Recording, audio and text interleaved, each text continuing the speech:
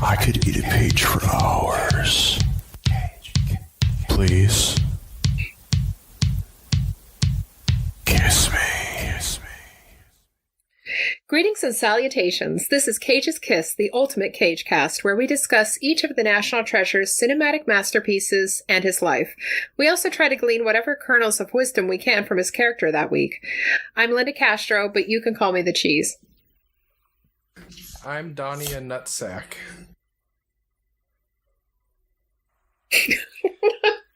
And I'm Adrian, and I'm here too. Today we're going to be talking about Nick Cage's first movie as Nicolas Cage and his second movie altogether, Valley Girl. Now, to go into a little bit of the background, at this time, Nicolas Cage felt he had to work twice as hard as most other actors because people judged him as being given gigs only because of nepotism, because of who he was, because he was ever so right.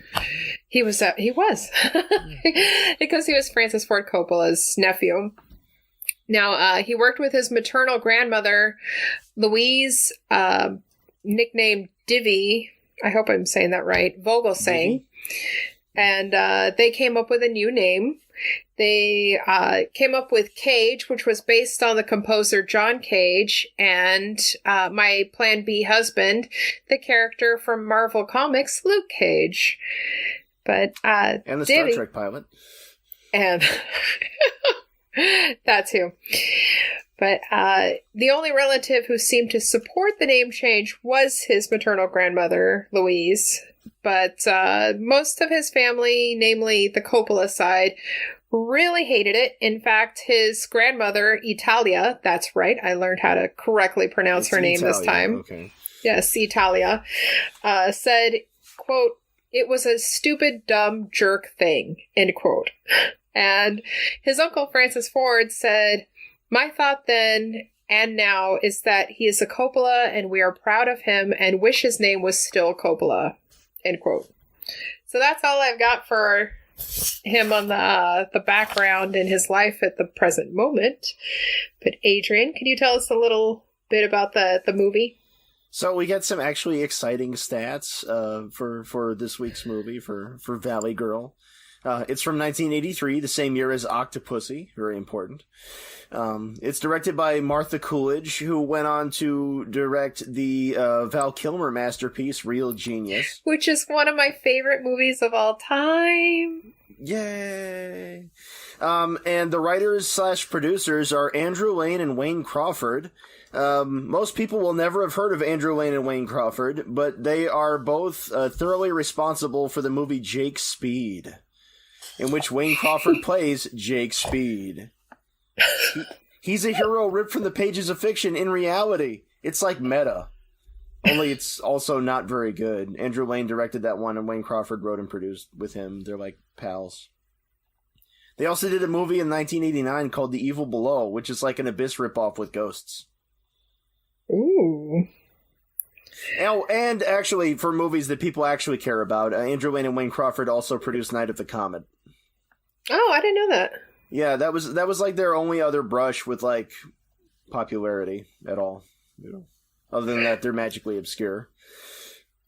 Well, a little background on the movie. Martha Coolidge, the director, originally wanted Judd Nelson and Eric Stoltz for Randy and Fred, but unfortunately, Judd Nelson's schedule wouldn't allow it. Or I guess I should say fortunately, because yeah, it depends on how you look at it. Relentless, though. Well, I don't know if he's stalker relentless, but she ended up grabbing the top picture and resume from the reject pile and said she wanted more guys who looked like that, and it just happened to be Nicolas Cage. As opposed to Pretty Boy, she said. Yeah, right. We're not going for sexy here. I want this busted-ass looking guy on top here. But he said he didn't know if he was going to be able to do it because at the time... Yeah, right. But the way he looks in the movie is a lot better than the way he looks on the box and movie poster, though. You got to admit that. I do like his hair on the poster, though. But, anyway, he said he wasn't sure if he's going to be able to do it because he wasn't sure he could fit it in his schedule because at the time he was helping film in his uncle's movie Rumblefish. But she said it's okay. Rumblefish. Which we will be getting to next week.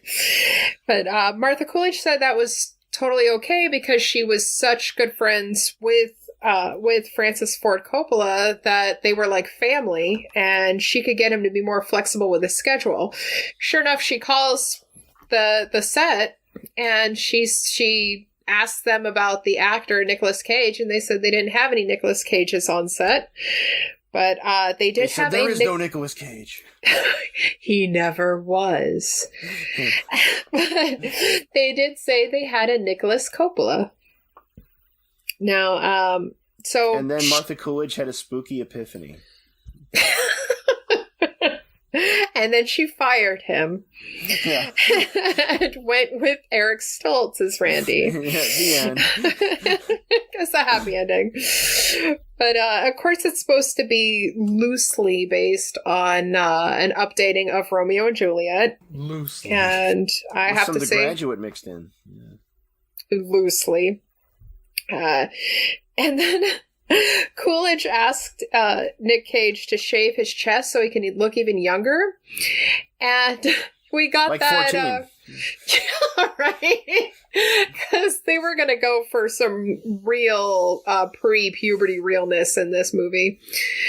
But, so he took shave his chest as shave your chest like your interpretation of what Superman would do. So he's got the Superman logo chest hair. So he's got that weird, like, upside down triangle V that you can see him rocking on the beach. Because he's out and proud. Because, yeah, obviously. But, yeah, I keep getting a giggle every time I watch that scene on the beach where they're talking about what a hunky is. He's, like, totally hot. It's like, yeah, but have you seen the chest hair?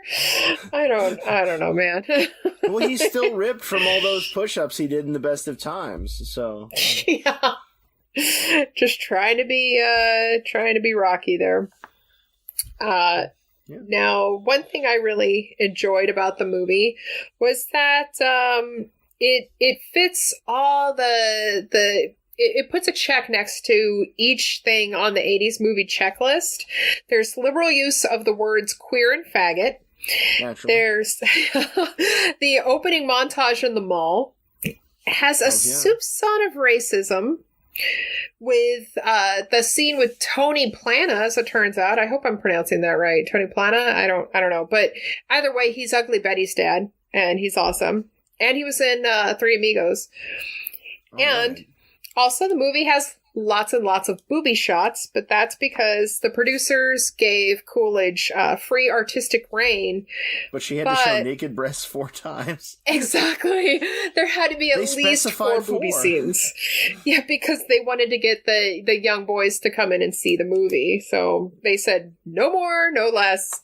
4 booby shots. That is a real sign of the times, though. You know, like back then, you had to have your R-rated movie with boobs to sell it. You know.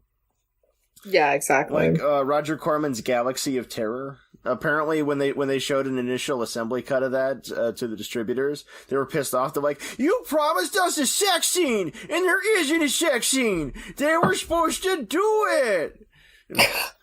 The distributors, this was actually a major studio. This was like 20th Century Fox or somebody.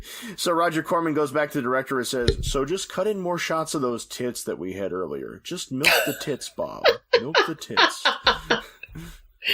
I can hear him saying that, too. So Martha Coolidge was also milking the tits in her own fashion. In an artistic way.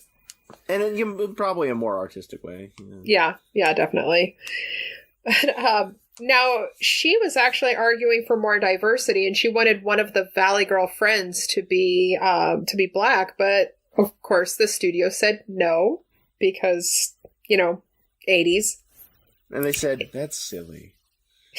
They patted her on the head and said, "Get us more boobs." To get into character, Cage lived in his car while filming the movie, which of course was made it a little more difficult to get a hold of him, being the 80s. We didn't have cell phones. And you just smash the windshield in and yell, Cage! But that's just Cage starting his precious Cage activities, I guess, and starting to... Well, you can hardly fault him. He was in character as Heathcliff. Heathcliff the cat this time. As Heathcliff the cat this time, yes. And one last interesting tidbit. It's not Deborah Foreman, or the woman who played Julie, on the poster. Instead, it's the girl who played Samantha, the girl he hooks up with. So, is that why the head doesn't match the body? Oh, yeah. Pretty much. Oh, that's terrible. Yeah, I don't know why you wouldn't want to have actual movie Deborah was Foreman. terrible. She's got those gums that she's always showing. I disagree. It's interesting. I'll tell you this though: the pacing is not tight. It's not really the really complete product that Fast Times is. It's in fact there's kind of a weird thing there where they're indulging in a lot of these 80s teen movie cliches, which are really in their inception anyhow. But at the same time, it's like they're almost circumvented, because there's this sense, I don't know, of naturalism, but there's this sort of like weird, like, we're going to give the characters space and not necessarily use them in service of a story kind of a thing going on. Because there's plot lines that aren't followed through. Yeah, with poor Loryn, especially. The one at the party who the ex does it to when we see naked breasts for the first time. Pretty much gets date raped at the party. And by the way, it's Elizabeth motherfucking Daly, otherwise known as Dottie from Pee-wee's Big Adventure, and she's done like a million things as a voice actor. She's holy shit! Well, she has got that voice. Yeah, she's got an amazing voice. She was in Rugrats, although I gotta be honest, I don't really know much about it. I know, I should have been into Rugrats, but I wasn't. Which Rugrats characters, so all the Rugrats fans out there can be scarred and imagine that character with naked breasts. What now? Oh yeah. Oh yeah. Well, no, that was way before us, because we're what are we saying? 24? Oh, you're right. Yeah, we're 24. Yeah, we were just glints in our parents' eyes or something. Right, who were also young. Yeah, fellow millennials. Yeah. Hey, what? We get you. No adults We are allowed. one of you. But she was also a couple voices on Uncle Grandpa, and I watched that. Yeah, Uncle Grandpa. Yeah. But either way, Elizabeth Daly is the shit, and I think that her character deserved something, like, more with that. In fact, like, I think she and Fred are the only real friends in the whole goddamn movie. It is weird, though, right? Like how you get the expected scenes, like the part where they're with the driving instructor, talking about boys and stuff, and the instructor jumps out, and it's like, giggle teen movie stuff. And then there's other scenes like the one we mentioned at the party, and like at times it almost feels like it's like almost like a teen Cassavetes movie, Yeah.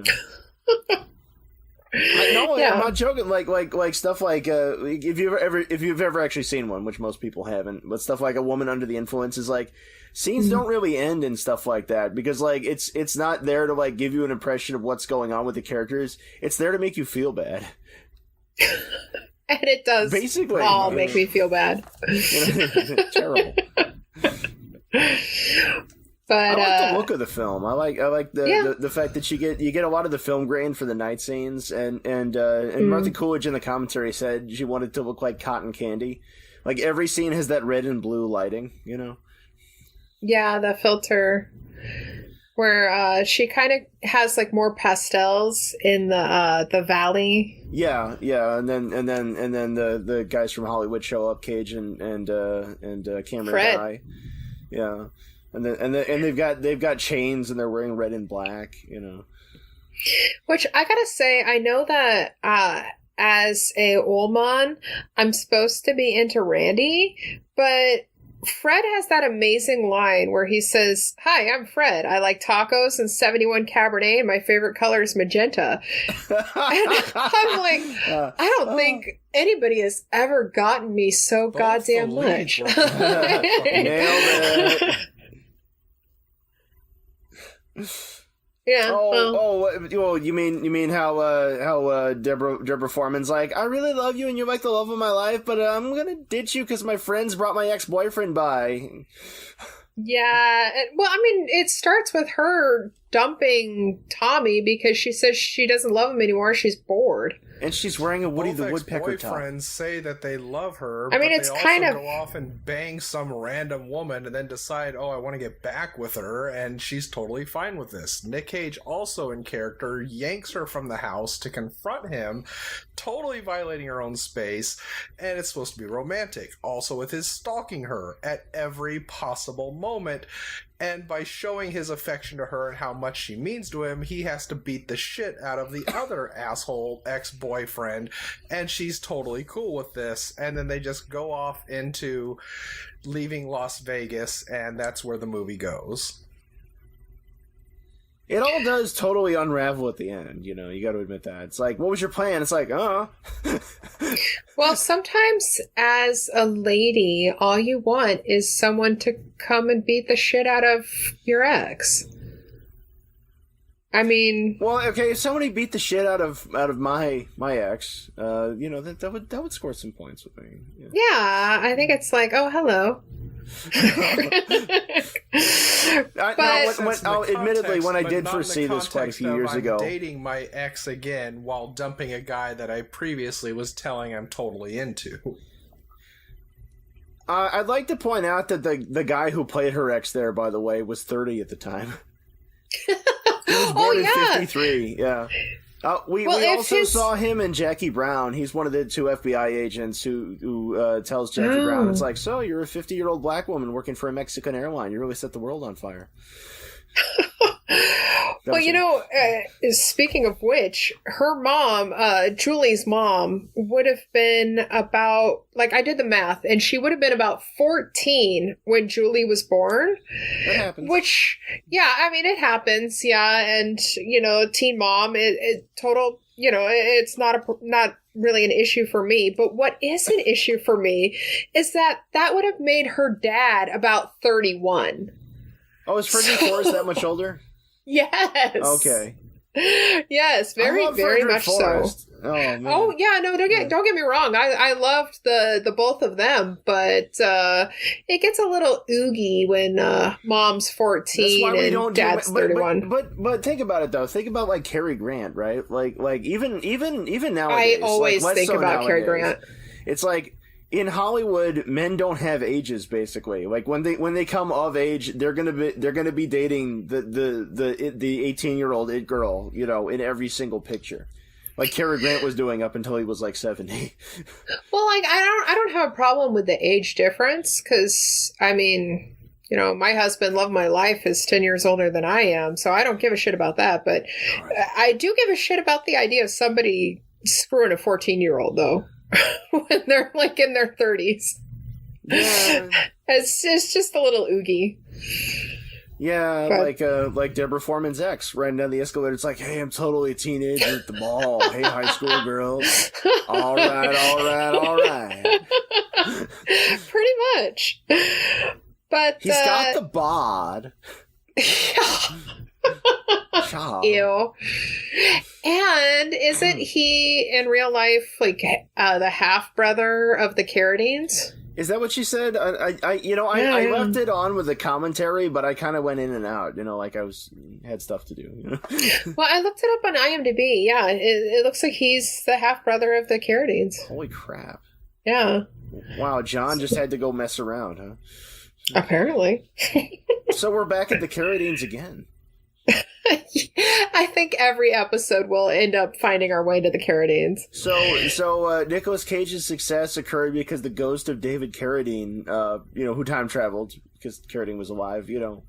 guided him through every situation, But I gotta say that I feel like Elizabeth Daly's character, Loryn, and Fred were the only decent friends in the whole goddamn movie. Because, like what you were saying, Donnie, like the both of the leads are assholes. It's kind of like Wuthering Heights in that. Like I can't. They could have done so much better than either one of them. Yeah, pretty much. Which you don't understand. He crept back to the party through the bathroom window, hid in the shower, watched people pooping, trying to have sex, and doing cocaine, waited for her to get to the bathroom, because inevitably she'd have to pee or some lady stuff, and then he came up behind her. It's so romantic. Yeah. God knows how many times I wish that had happened to me. Some guy would care enough to watch me dump. Too, when they start speaking in the bathroom too, she's like, so like, what are we gonna do? He's like, anything. It's like, where are we gonna go? Anywhere. It's like, oh my god, this is so hot. He doesn't know what he wants to do. This is awesome. And I love that, like, he's just being a creeper, like watching and listening to people take a dump and do drugs and get it on, and then he calls the one guy trying to get laid a creep. Like, what the fuck? Yeah, but you know, teenagers are also idiots, you know. Oh, that's true. Nobody knows like I know. I'm from Hollywood. I'm really smart. You valley girls are stupid. Let's have sex. But I think that if in a Peggy Sue situation where I could go back in time and I guess be this age instead of, I guess, a reverse Peggy Sue situation where I'm the same age, like pre-marriage though, yeah. I think I'd go for Fred. I mean, he's new wave, loves tacos, Cabernet. What's more to want? I mean, I love that part where they drive into Hollywood and it plays that Pat Travers song, I La La La Love You, and they're arguing over what's on the radio. I hate this song. I hate this music. I don't like the song. You got the Mohawk. I mean, you got all those great POV shots in 1983 Hollywood and that lovely grainy film with the color saturation. You didn't just do that, Rico. Yeah. Reacting to people who didn't know they were in a movie. I don't know if I feel bad for what's her name, Stacy, in that scene or not. Because I mean, I feel kind of bad that her friend is dragging her into this situation that she's obviously, where she's obviously not happy. It'll do her some good. But then at the same time, she was just being a prissy bitch. She's a bee. And just ruining it for everybody. They were Valley Girls. They were totally Valley Girls. They were Valley Girls. I kind of wish that's how they ended the movie, with that line. With a date rape in the car? Well, they would have just been Saturday Night Fever. Valley Girls. But that's another podcast. For sure. Like, totally. But on another note, ever since I saw the scene with Julie cuddling with her doll in bed, I became convinced that this was going to turn into a horror movie. At that moment, it's like the pit. Like the pit. Exactly. Oh, so the doll's going to start talking? It's like, you need to see the tits of that lady next door. Yes, exactly. I'm going to look at these pictures. We need at least 4 booby shots. Nicolas Cage has to find some trolologs. Yes. Like, hey, go long. Don't mind the pit. No. All our listeners, even if you hate Nicolas Cage, go see the pit. Nicolas Cage is not in it. It is fantastic. That is an incentive. It is one of my favorite movies from my childhood. I mean, from before we were born. Yes. But I don't know, like I'm pretty sure that all the stalking and everything that any of the guys did that was wrong was because of that goddamn doll. The doll made them all do that. They were all just slaves to its will. And that's why they're acting all weird in the limo at the end, because they're finally out of range because she left the doll at home. Yeah. And she's like, oh shit. What happened? You could go as far as to say that David Carradine's ghost visited him and was telling him to do these things. Yeah. Just because a ghost got to get off still. Because it inhabited the doll. But it needs the living to get off. Like Jonah Hill said in Walk Hard, a Dewey Cox story. You ever try jerking off with a ghost hand? Yeah. Nothing. Yeah, that's right. Or a doll hand in this situation, a doll too. hand. So, can you explain how this is a subtle, keyword subtle, slight remake and retelling of Romeo and Juliet when the theater It's on the they theater went out of marquee. had it on the fucking marquee as if it wasn't beating you over the head with it already? Yeah, that's a The little on the subtlety nose. is that they didn't kill themselves. The subtlety was also, wow, they listen to the same music we listen to. They eat food like we do. Oh my god, they're fucking people. Hey, they like psychedelic furs, too. I Hey. really like, everything everybody's eating, by the way, and how health essentially wasn't a thing yet in the 80s. Oh, It's yeah, like, peanut butter on it's sushi. really grody, but let's get a corn dog. Yeah, and a pizza. Totally. Oh yeah, Yeah. no, the peanut butter on the sushi, that party scene with the dad and the creepy stepmother. The dad Yeah. there, Clyde, with the dark curly hair, that is Wayne Crawford. That's Jake Speed. One of the writers, right? Yeah, one of the writer producers. Yeah. Putting peanut butter on sushi. But by the way, Wayne Crawford, who also stars in his later movie The Evil Below, plays a character named Max Cash, Wow. in which he has a terrible beard. Oh, that sounds fantastic. Should we talk about the scene where that dumb guy on the bike? What was his name? Biff. Goes into the house. Oh, and Skip, I think. Yeah, Skip. It might as Yeah. well be Biff. Yeah, and he goes and he's going there to fuck somebody, and then it turns out it's the daughter and not the mother who was trying to get his dick. Plastics. Plastics. Yeah.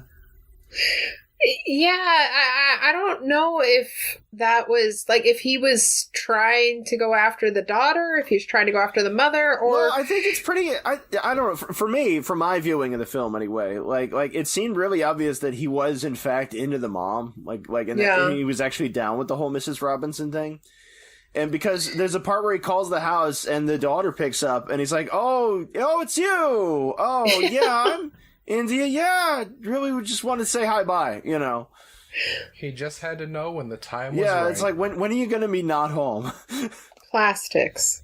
Plastic. But- Yeah, she really nailed that. Yeah, but the song during the scene though, like they're playing Sparks. They're playing "Eaten by the Monster of Love" by Sparks. That's so Sparks good. were magically obscure. That was one of the two good points of the soundtrack. Modern English, I melt with you. I don't give a shit. Like if that song hadn't been a hit song, that would have been fine too. And they had psychedelic furs. That made me happy. Ooh, Yeah. they did Heartbreak Beat. Honestly, it just feels like this movie was mostly known or saved because of its soundtrack. Well, that was versus half the story budget. just being so yeah. No, yeah, the I mean, you movie had to does be at a meander particular a little, age for this movie to really resonate with you. Yeah. Yeah. I don't, and it is a real soundtrack film, like the kind of soundtrack film that didn't exist again until like 2000. It was a lot like the first Fast and the Furious, how everything's just crammed in like little 30-second snippets just so the soundtrack disc can have more stuff on it. Like when they're at the party, it literally does change songs like between shots. Well, and apparently they made them change, like, they changed almost all of the music, like, at the very last minute because they didn't want to spend so much money on the that happened a lot. It was a lot like the original Heavy Metal animation movie, where the soundtrack couldn't be released for a long time. Because there was problems with that. Well, if you don't pay the whole Return of money, the Living Dead as well. Return of the Living Dead had that issue also. Yeah. So that televised version I saw wasn't what people heard in the theater in 1985. What was the one George Lucas did? Not American Graffiti. Yes. Okay. Yeah, his teen comedy, same thing. It had a lot of music issues as well because of the rights at the time. Because a lot of people weren't used to movies using that. They had to go and fight to get the rights to a lot of that music once it was being it was released. certainly less of a thing. Like back then, more often, if a song was in a movie, it was made for but that it's like movie. movies like that, people kind of stuck with more because they had the soundtracks that were more defining to it. But that's also something you don't really see a lot more nowadays, especially going back again to Return of the Living Dead, where you have movies like that and Fright Night, where the music is just like they tell you, fuck it, do what you want. And it actually makes a really awesome soundtrack. Yeah. It's something that was kind of catered to that. But now you get so much generic bullshit that it just doesn't really add to anything. You know what I really miss is like people making songs for movies, like the And okay, Dionne Warwick. yes, well, like Pet Cemetery by the Ramones. Come on, I don't wanna be be buried. buried. Why would you say that and not Beyond Thunderdome? Or have we gotten finally beyond Thunderdome? Stand by for the Rangoon version of this joke. Tina Turner frightens me and intimidates we me. need another hero. But that Fuck you, and Ike. come on, I mean, Freddy's dead. Come on, man. You know, speaking of, you can still buy Freddy's hits on vinyl. That Oh, is still a thing. that's out. Dude, story from life that has nothing to do with Nicolas Cage. Okay, I had on vinyl the 12-inch single of Dawkins' Dream Warriors, theme to A Nightmare on Elm Street 3. I fucking had it, right? You know, goddamn vintage 12-inch single. And my ex Timmy was like, well, I need to use all your records on these tables for this party because it's 70s themed. And I'm like, this album is not from the 70s. It's from the late 80s. You know, like, no, you can't have it. And he's like, come on, let me do it. Let me put it there. No. And so I helped him set up this bullshit at SPSCC. And when we went to retrieve the records, everything was there except my goddamn Dawkins record. Son of a That's bitch. key dating advice number 32. When someone says, just let me put it there, you do have to learn to say no sometimes. If you are comfortable, they have to respect that. Yeah. I was going to add to, I really found two things that I don't really necessarily think would have made the film better, but Is one of them Judd actually Nelson? make more sense. Is that if you do watch this and then follow it up with Leaving Las Vegas, it really does look like this is what his life came to after the ending of that So you just movie. feel better watching And Leaving Las Vegas. You always feel better watching Leaving Las Vegas. I'm his father. But also, if you kind of like with Wizard of Oz, and if you sync that up with Dark Side of the Moon, if you take this movie and sync it up to the soundtrack to Reanimator, it makes for a very David Lynchian and more comical film. I think that's what it could have used, some more Lynch. Yeah, or just a really techno-heavy psycho soundtrack, because that's exactly what Reanimator was. Blue velvet. We don't have the rights. So I know that I am the ovary bearer here, but I don't remember ever having slumber parties with my friends where we dance around in our chonies. Didn't you just like strip down to like a freaking like string bikini and put on some sunglasses and sing? It's a man for girls like me. Yeah, but usually that's followed up with horror. I freaking dare you, take it off. Shut up. Spin that bottle again. Usually, if you go over to your friend's house and they tell you to strip down to your underwear, you should probably get out. Yeah. Unless you're into it. I mean, you do you. But if you're not comfortable with it, once again, get out. Well, I mean, like Martha Coolidge said, they wanted her specifically to make a teensploitation movie. They wanted that they wanted that sex, Yeah. you know. Yeah. Well, in some defense of this movie, which it really doesn't need, because if you can hear right now, there's a plow outside the house, and it's not because of the snow, which is about 3.5 feet still. It's because literally I had to have something to remove the shit that this movie left, because it is a lot.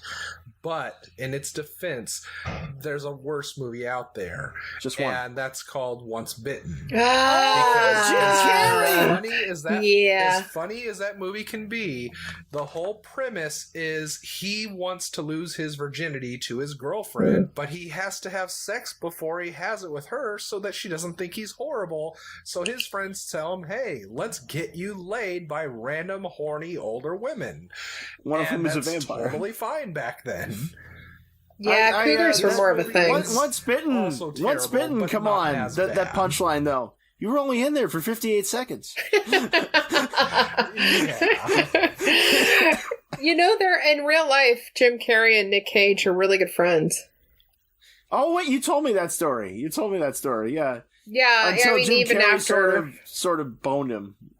Yeah, he totally boned him for... Well, in real life, Jim Carrey is also an egistical asshole. So He's also there's that, uber too. religious.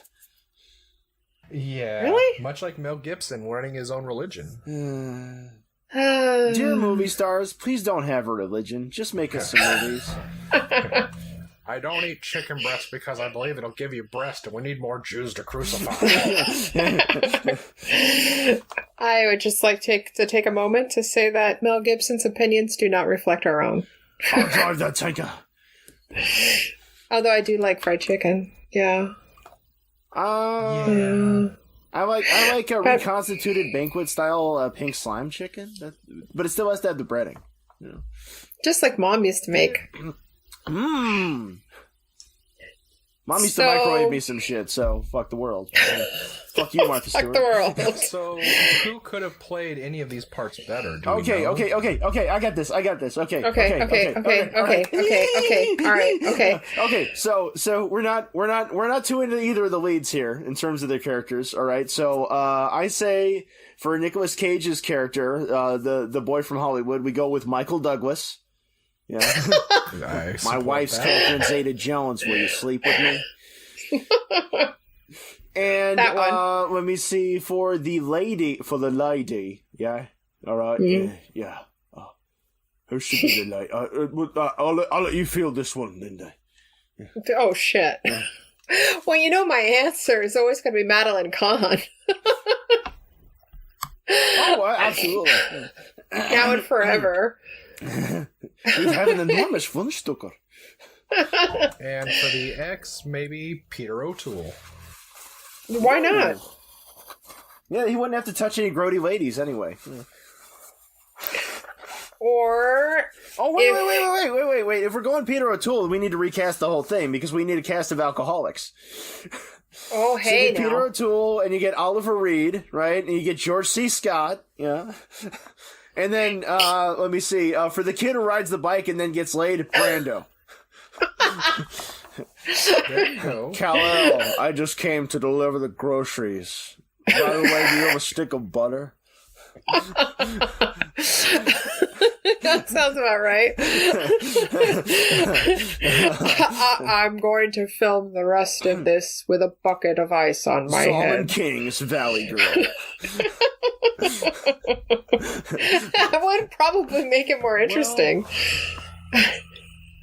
What about Alan Rickman? Oh, yeah. You know, this is what I ask myself every day with every movie and every show. What about Alan Rickman? You know, he's you dead. Valley girls Thank you, enjoy Donnie. electropop. You're just programmed. Ho, ho, ho. It has no soul. Your friends, they don't matter. Fuck you. Fuck you. Over the next 90 minutes, I'm going to show you that all your problems can be solved by my penis. Fuck you. Every Fuck romantic off, movie for ever. sure. For sure. Like, totally. I could see Eric Stoltz doing that. Except he's got to have the makeup from Mask. Yes! Yes! I do love me some Stoltz, I'll tell you We're in what. the valley and we're having Are you fun. gonna throw Cher in there as the horny mom? Who? Yeah, sure. Oh, yeah. Well, no, she was too young at the time. But then I guess, like, Carrie Fisher could have pulled it off. yeah. I mean, Cher did Ball Cage later, so, you know. Yeah, and they could have shared Coke. Hey. Cher, by the way, would tasty date, Coke. like, all the younger co-stars, by the way. You know, she'd ride that pony. You know, she wasn't ashamed. Good for her. Yeah. Yeah. She dated Gene Simmons at one point. Ew. Be a poor choice. Yeah, why couldn't we have followed up instead of doing this movie? Just watch Too Young to Die. Holy shit, you saw that too? With the Stamos? Yeah. Oh my god, Yeah. that shit's nuts. That shit is nuts. It's like, okay, so it's a high school movie, except it's kind of a post-apocalyptic thing, and What? And Gene Simmons might have a vagina? But it's not. Yeah, except it's also not. Yeah, no, and there's something about the CIA in there, and they like fuck on the patio and somebody's watching, and he has this watch that he cheats on a test with. You have a beautiful hermaphrodite Gene Simmons as a murderous man. Yeah, whose base of operations is the same place Crocus shot their music video for Screaming in the Night. See, maybe Gene Simmons could have done something wondrous in this movie then if he had played Nick Cage's part. I think I prefer Sleepaway I'm gonna Camp. take you to Hollywood. So now, of course, we just posted our first episode today, so we don't have any listeners other than We're talking to Mom. ourselves. ourselves. So we don't have any situations on which we can advise with cagey wisdom. So how about just some general cagey wisdom? What do you guys feel? How about the real life dilemma that we're all going through and that we are buried in like 10 feet of snow? Do you think that Nicolas Cage's character could do something for that? You know, would he come along and would his hotness melt it? If Nick Cage did a sort of Eddie Murphy thing of playing all the parts and they remade and starred just him in Dreamcatcher, that would fit this. Hey! I would watch the shit out of that. Did you guys watch Mad TV back in the day? Did you ever see the sketch they Not did really. where Steven Seagal remakes When Harry Met Sally with himself playing both Harry and Sally? My God. No. Yeah. But now we'll have to. Yeah, you put that in your brain. Yeah. I feel like I don't know. I should be saying something about learning about if you want something, just going for it. But I don't know. He was really like you guys were saying, is a little stalkery. I mean, you kind of do just go for it, but first you have to get just absolutely I don't care about life blackout drunk, and then go to a bar that serves teenagers alcohol when you already have It's enough Hollywood. alcohol. Goes bang someone and have gross bathroom sex while other people watch, and it has no bearance whatsoever what's going on. Then try to get yourself killed and have your best friend tell you that you need to go for it, misinterpret that, and start actively stalking the fuck out of someone until you just wake up outside on their yard, right outside their window. Well, Peter Piper picked a pepper. I guess he Is did. this good enough? Yeah, it paid off for him. I mean, with all the stalking and beating up the boyfriend, she results. took back, Yeah. she was fine. Yeah, Yeah, but who amongst us hasn't done that? Have we mentioned yet that Harvey that Weinstein. director? Have we mentioned yet the director Martha Coolidge was actually date raped? No. Yeah, she made a docudrama in 1976 called "Not a Pretty Picture" about how when she was 16 she got literally date raped. Well. That's what we call a lull. Yeah, that's Not really an depressing. LOL. That's incredibly depressing. We Thank did you, it for the Adrian. lulls. Yeah. Jesus Christ. Well, way to stop the podcast. Yeah. Well, in her commentary though, during the creepy date rape party scene, she's all like, "Yeah, I don't so fondly remember my first sexual experience." And then I was looking through her films on Wikipedia, and sure enough, no, that's why. That's kind of like Deanna Troi when she was at a convention and was talking about how she's so thankful for Star Trek because it made her stop doing those terrible, terrible films. For like and trauma? She's talking about the Canon films where she Canon, had to that's lay right. on a bed in the dead of winter at frickin', I think it was Death Wish 3, completely naked on a mattress. That was and they wouldn't let her. cover up. Okay, and then her Yeah. arm gets broken Yeah. and she dies. Was that. Yes. Death Wish 3 is one of the worst ones in the series, and the whole series is really bad. But it's also one of the better ones. Well, it's better. just has It's such it's better. horribleness. Yeah. It's better only because the retardation starts to surpass the Yeah. incompetence. Yeah. But it's still not as Well- good as Death Wish for the Crackdown. Which, again, if they had remade Death Wish without Bruce Willis, Nick Cage could have done that well. Either That's way, totally it's his kind of movie. Yeah. It's incredibly sad, but and like I feel like with Valley Girl, I feel like there was like no justice for Lauren's character. Well, yeah. And I feel so terrible for her. I mean, she was basically date raped, and then she has to carry this secret. That would have actually... Then she was guilted if they followed up... She was like, oh, you're such a terrible friend. They have all those sleeping with close-ups me. of her, and she's got that expression. She's clearly conflicted, so it's not as if it never happened. Yeah. But if they'd actually followed up on that, that would have made the final act make sense. If she just told her friends, like, by the way, your ex basically raped me at a party. I would say most movies would follow that up, but in the correct terms, it would be most good movies. Well, that's part of why I sort of pull the Cassavetes argument. It's like, this is a universe in which there is no justice. You know, like this is just people who have problems, and they either deal with them or they go on hurting each other.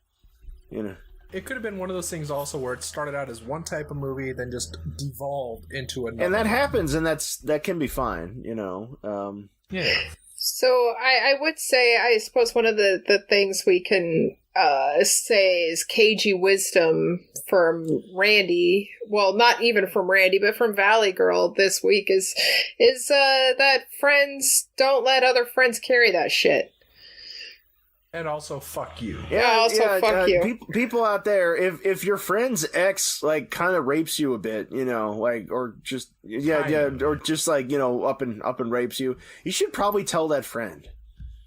Yeah. Then at least you can be a good friend. But or be around the bush enough so they ask you about it.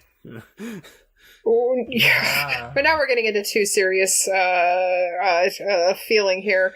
So, fuck off for sure. What can we actually learn from Randy? I mean, how not to be a friend of. It's a lesson to us all. He was determined. I guess, one thing you can learn from it is that they all thought that he was the hunk and he was so sexy on the beach, but then once he's in his new wave clothes, then don't put your clothes on. That's the lesson. Yeah. So I think that if Cage's character would want us, if he would want us to take any lesson away, it would be never be you. Never put on clothes. Just be pretty and far away. Yeah. And never put on clothes. Never put on clothes. Ever. But do go for a corn dog. God, yeah, I could go for a corn dog right now. And tacos. I know we're getting toward the end of this episode, but one thing I would like to leave as a final thought, again, because this movie could have been done so much better in so many ways. What if, instead of stalking her, he took a Karate Kid-esque turn and actually started learning karate to beat the shit out of her ex-boyfriend? Holy shit. I know. Wait, then Frederick Forrest turns into her mentor for no reason, into his mentor for no reason. Yeah. So, I'd watch that. At Woodstock, you gotta wax on, wax off, man. It's like never get out of the boat. There go the water buffaloes. They said never get off the boat. They were goddamn right. He was close. Now is the time to say, please, please, please. We are just starting out. We could really, really use your help. Please listen, subscribe, and review Cage's Kiss on iTunes, Apple Podcasts, whatever, SoundCloud, Stitcher, Spotify. As I said, we're just starting out, and any help we can get is immensely appreciated. And feel free to send us your flames when you disagree with us. Come on, get something going. Give us your fucking money. That too. Yeah. Well, hold up. And even if you don't like us, if we piss you off, subscribe and we'll give you a reason to be pissed off every day. Give you something to bitch about. And, who doesn't want that? complain about us to relatives, friends, and coworkers. And strangers on the bus. And then you could find your own Julie to stalk. Maybe in Rome. Please don't stalk. I want somebody in a sleeping bag on my lawn. As long as it's Fred, I guess I'm cool. Remember, you can find Cage's Kiss on Facebook and on Twitter at Cage's Kiss. And you can visit our website at cageskiss.com. And you can also write to us at cageskiss@gmail.com. Donnie, you have any... where can people find you? They can find me in a van by the river and usually in a halfway house, but otherwise In a sleeping don't bag look for me in the at front all. yard. I can't afford a sleeping bag. The cardboard I use is soaked right now, so I gotta let that air So nobody dry. can slip inside your But sleeping you can bag. find me on Twitter under Unreal Goals, though I don't suggest it, and I'm still not going to share any other aspect of my life because I prefer being an anonymous alcoholic. And because he's the Zodiac. Well, you can find me mostly on Supposedly. DeviantArt. It's Leo the Fox, all one word, all lowercase, and that's where I put my random shit, my stories, and my gay-ass art. And you can still find me on YouTube under AA Smith. That's where I do cartoons and I complain about books that you didn't read. Well, fantastic. Thank you for joining us. Join us again next week for Rumblefish. And remember, fuck you, fuck off for sure, like totally. Rumblefish sounds Yes, like fuck diarrhea. you. It really is. It's usually followed by Long John Silver's. I guess that makes that this year Cage Kiss-Off. Cage, cage, cage, cage, cage, cage, cage, cage, cage, peach. I could eat a peach for hours. Please.